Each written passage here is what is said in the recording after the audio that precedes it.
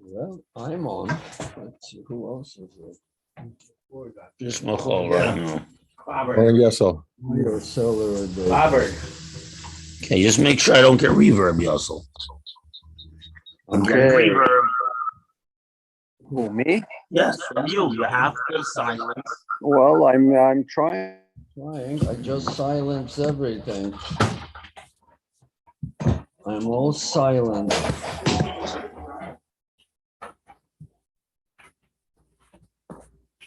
But where's everybody else? All I see is the rabbi. Oh, here is Michael. Oh, Michael.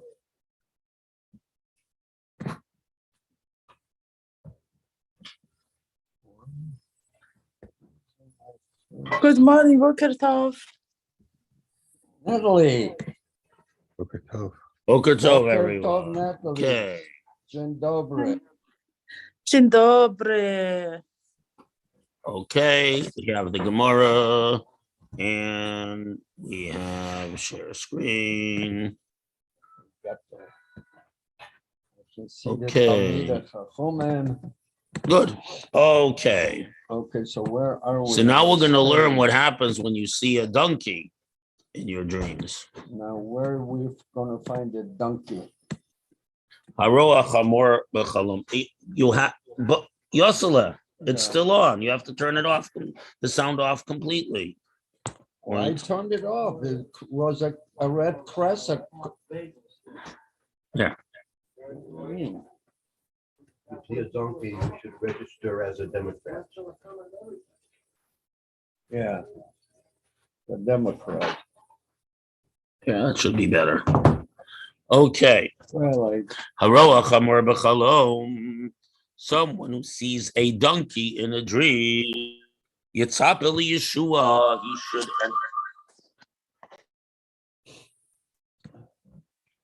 Your microphone is somehow on, Yossel. Yitzhak Eli Yeshua. He should expect salvation. Shenamar, as it says about the Mashiach.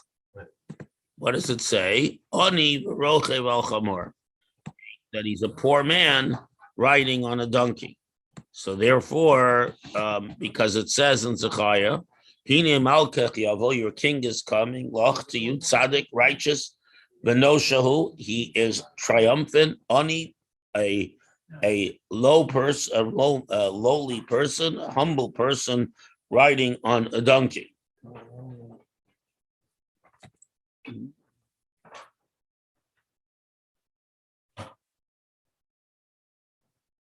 All the way towards the bottom. Rochev al Chamor. Right, we're there. Haroa chasol. Now let's learn about cats. Haroa Chatu. Oh. Haroa chatul b'chalom. Someone who sees a cat in his dream. What happened with the donkey? What is that good or bad? It's good. It's a sign Mashiach is coming. Oh, yeah. Ba'asr, the correlation run, a place they call it a shunra in Aramaic. Nasilo Shira, no, a nice song will be composed for him. We know what a shunra is. Right, a nice. So you'll have, in other words, you will have you. Fire? No, it means a cat. You will have time to shinra, but if you live in a town where they call it in Aramaic a shinra rather than a shunra, the Galicianers, so they say shinra instead of shunra. Nasali shinira, your life will turn for the bad. Hara novim b'chalom. If you see grapes in your dream, levonos, white grapes, bein bismanam, whether they're right or they're not right, yofos, it is good. Shechorot, black grapes, those red grapes. It bismanon, if they're ripe, it's good. But red grapes that you see, unripe red grapes, ro'os is a bad sign. Haroa sus lavon b'chalom, bein benachas bein merodov, yofelo. If you see a white horse in your dream, whether it is George Washington's or not, whether it is standing still or galloping, that's a good sign. I don't know. I think you see a white horse, that means a prince is coming to take your wife away. That's Homer. We don't go with Homer. And besides, he used the ship. Odom, a red horse. Benachas, I mean like a sorrel horse. Benachas, if it is standing still, Yofa, that's good. Barodov, if it's galloping, Kasha, it is a bad sign.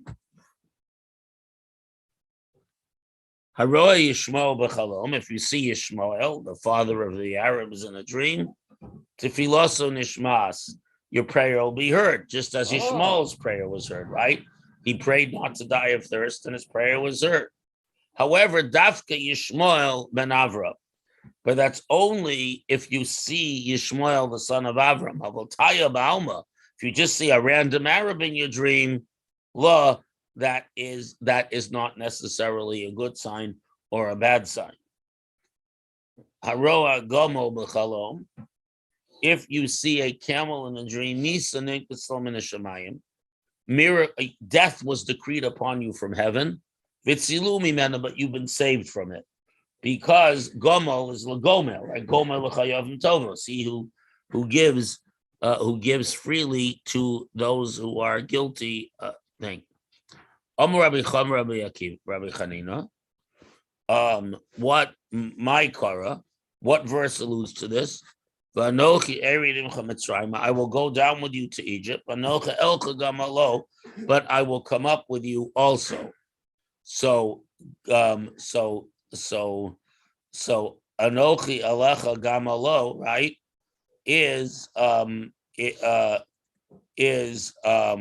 So it says Gamalo, right?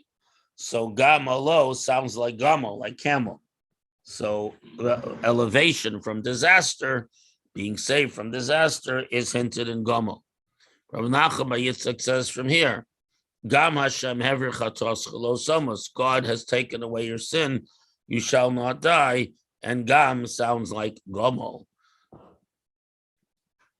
Haroa Pinchas b'chalom, if you see Pinchas, the actual Pinchas, not someone named Pinchas. How would you know what he looked like? I don't know. There's a sign hovering over his head. Pinchas, the son of Elazar. I don't know. Let's see, Taka. Let's see what the commentaries say. That's actually a good question. Hello, Cheryl. Morning. You brought the bagels with you? Okay.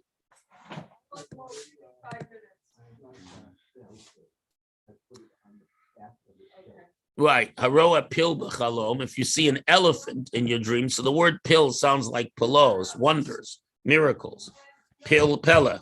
So if you see an elephant in your dream, pile plos nasalo, many miracles will happen to you. Play on words. Right.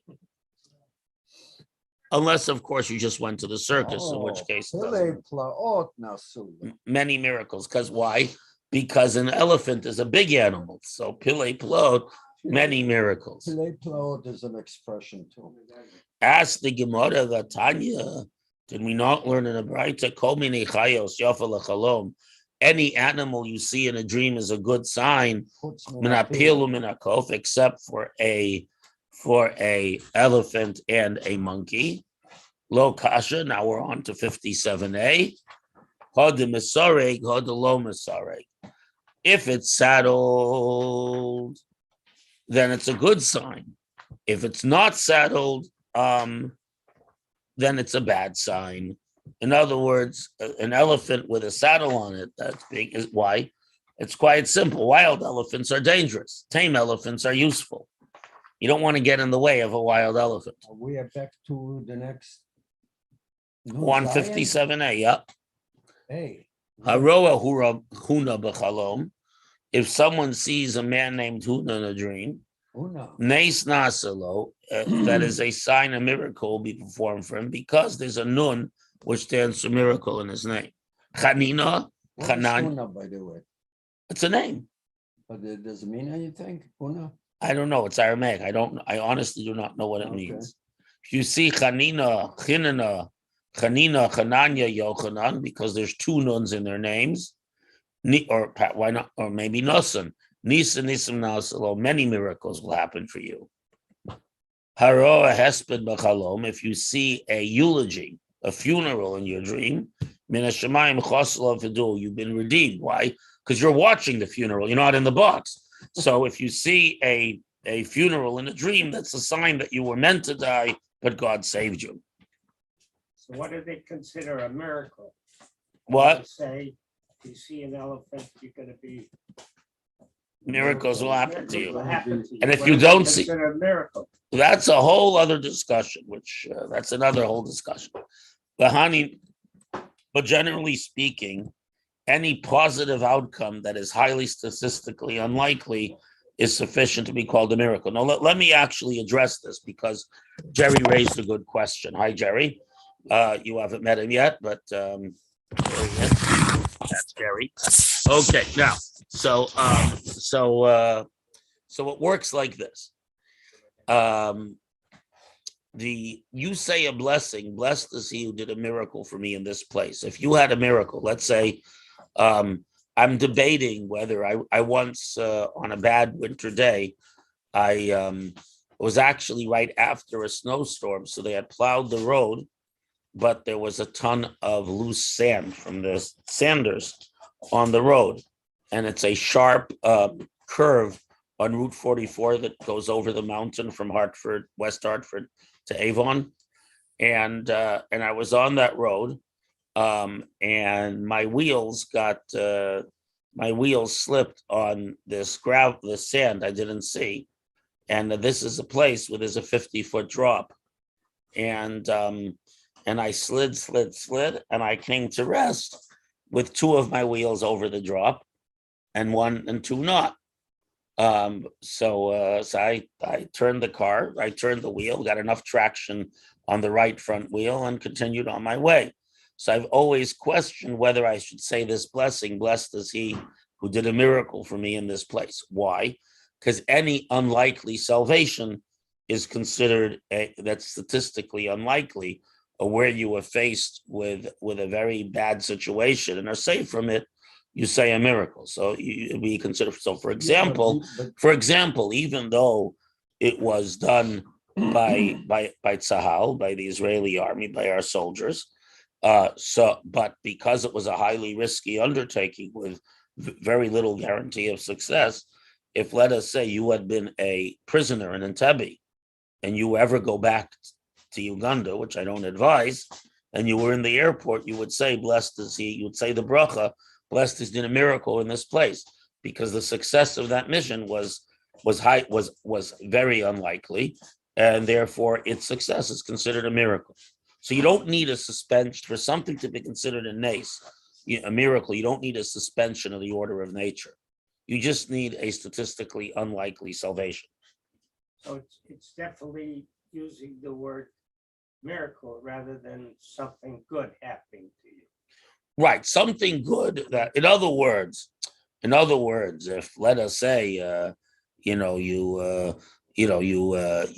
work on a business deal and it comes out successfully, and in the normal range of things, there was a good chance of it being successful. You don't say that, bro. Especially if it was on Monday, then it was definitely a miracle. But if something, so for example, if your plane has some technical malfunction that it could have crashed and you make it to the ground, so because there's a strong likelihood of trouble and you were saved, you would consider that. And again, miracle means something unusually fortuitous that there was no guarantee of it happening. That's the minimal standard for a miracle. You thank Hashem for helping you where things could have been much worse. So you say a gomel. I don't know about Joe, but No, so gomel, you say even if there's a small chance of danger. The blessing, blessed is he who did a miracle for me in this place, you only say where there's where it's somewhat unlikely, or at least 50-50 that you should have been saved. You're what happened to climbing you? up the road. Did you turn it to the right or left? And you got out of it. So you did something. I would have- Right, but the Yeah, point that's is that Shlomo. that had it been a little bit, no, the point is, I did bench Gaimel, but the point is, had it been a little bit more, but to bench Gaimel, you just need to be in some danger. A miracle has to be an unusual salvation, an unlikely salvation, a statistically unlikely salvation. Yes. So there, Yes, you're right. I turned the wheel and I might not have gone over anyways. And so I don't say the bracha when I pass that place because I'm not sure you don't want to say a bracha in vain. Okay. Now, when do we say that if you see a eulogy that it's a good sign? If you see the eulogy written, not heard it, not see it delivered by the eulogizer, that's not necessarily a good sign. But if you see a written eulogy in a dream, that's a good sign. Well, that all depends how you look at it, like the famous Hasidic story.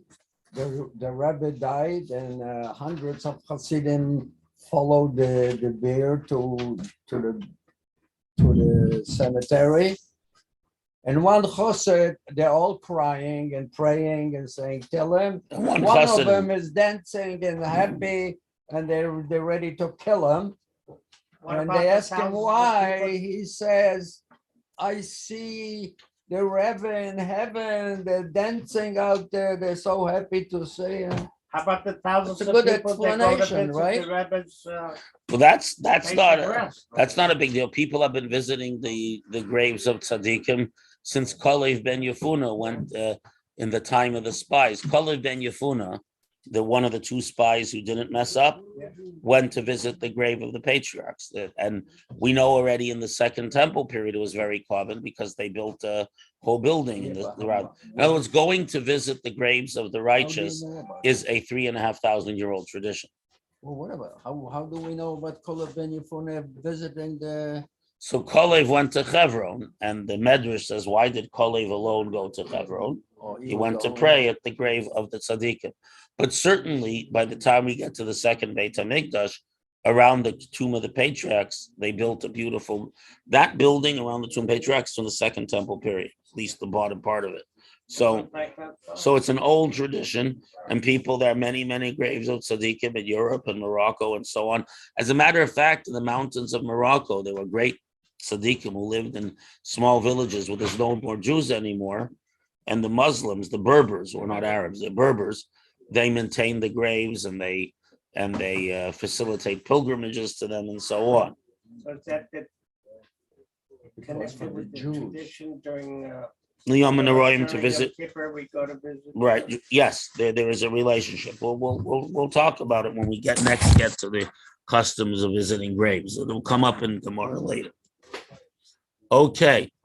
Ha'ona, if you see yourself going to a minyan in a dream, Yehesh Me'Rabba Mavorach, and you hear yourself in the dream saying Yehesh Me'Rabba, the response to Kaddish, Muftach Lo Shuben Alaba, you're assured you will have a place in the world to come, that you're righteous. But that's only said, of course, if you dreamt of it without thinking of it before you went to sleep. Hakore Kriya Shema, if you see yourself reading the Shema in a dream, it is fitting that the divine presence should rest upon you, that you should attain prophecy. Ela Shein Dor Zaklikach, but your generation is not worthy of you being a prophet. But it only works if you're not thinking about it. Have a great day. Hamaniach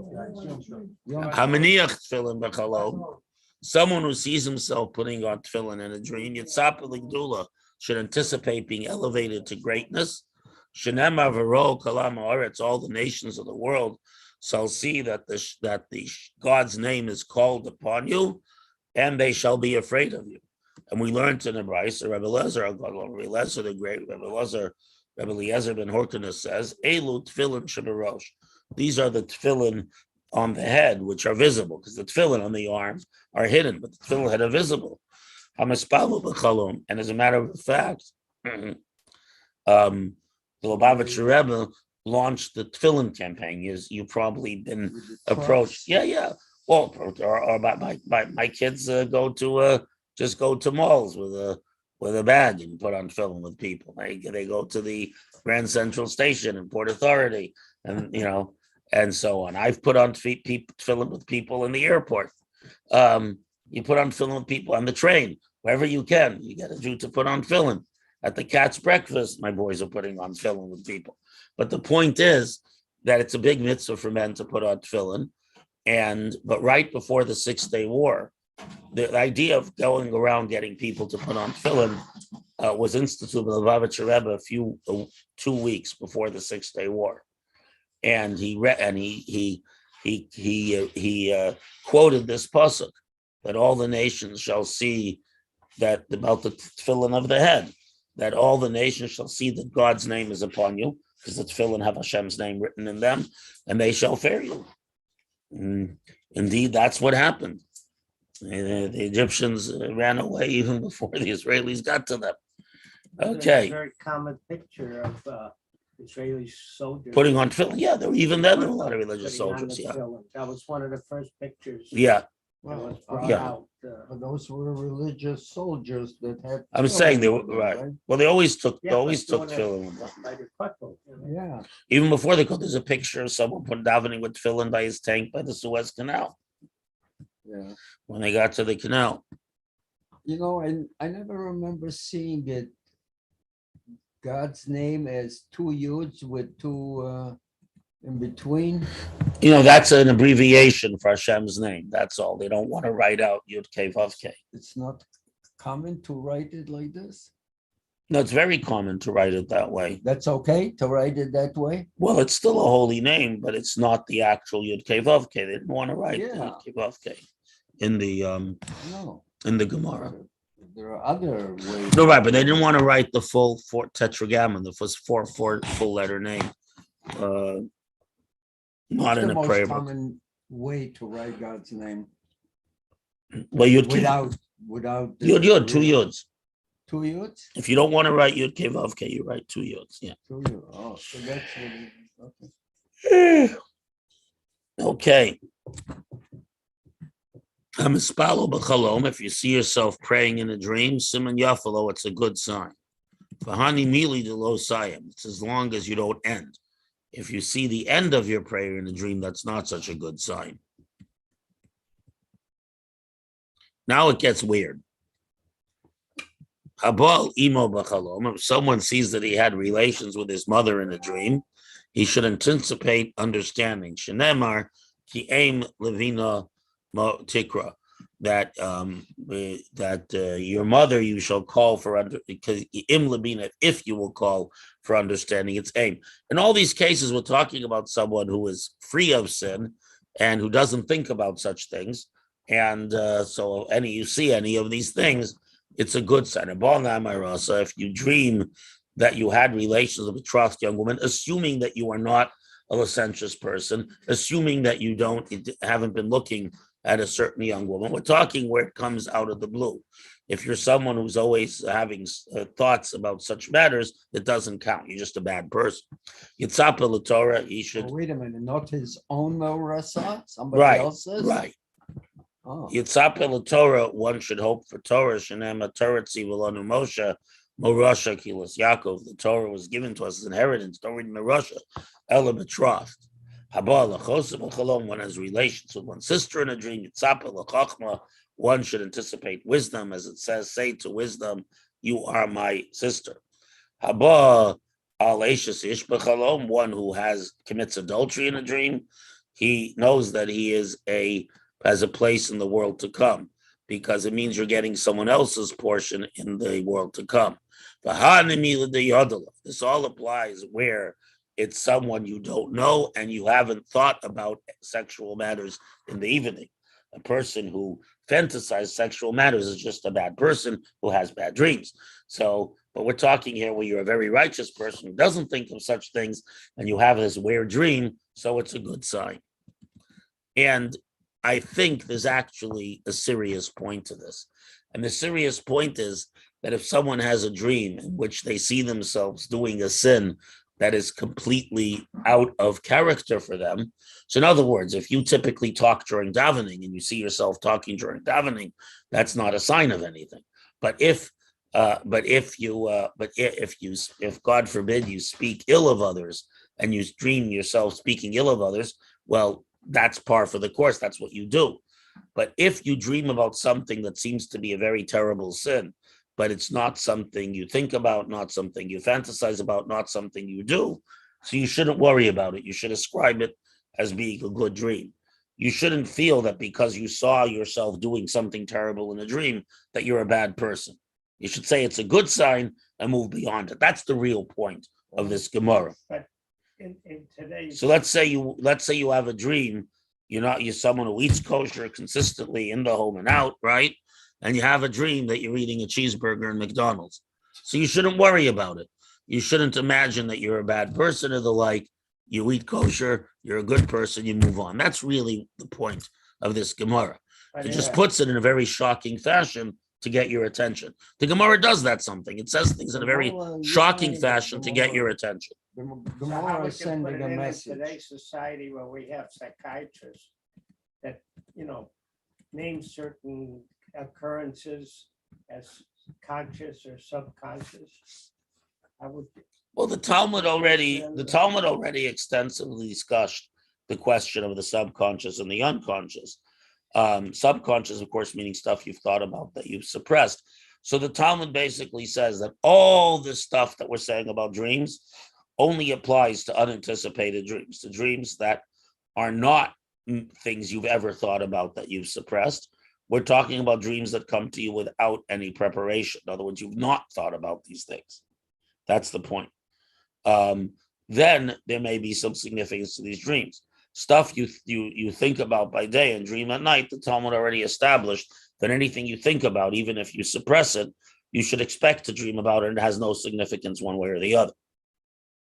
What we're talking here, this whole long 3-page discussion is about the highly unexpected dream, which either relates to the unconscious.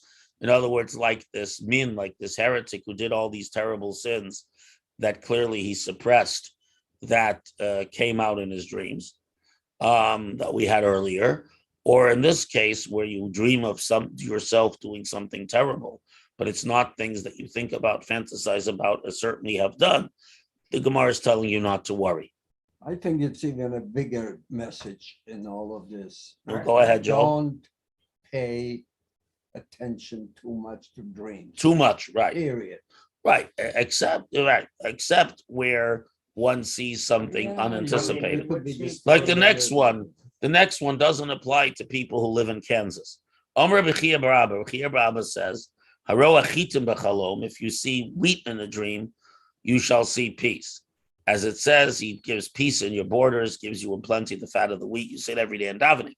The point being that if you live in Kansas, you see wheat every day on your daily commute, that doesn't count. We're talking about where you haven't seen wheat for a long time and you haven't been thinking about it. In the Himalayas. Yeah. Well, there is a variety of wheat that grows relatively high up. Grow wildly anywhere. No, it is a certain zone. Oats and barley can grow on a higher level than Sometimes. that's Samuel Johnson writes in his dictionary that oats is a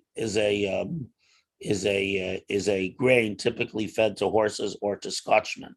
Okay, because in Scotland was especially during the Little Ice Age from 1500 to 1800 was very cold and a lot of higher elevations. So oats and barley grow well in Scotland, but not wheat.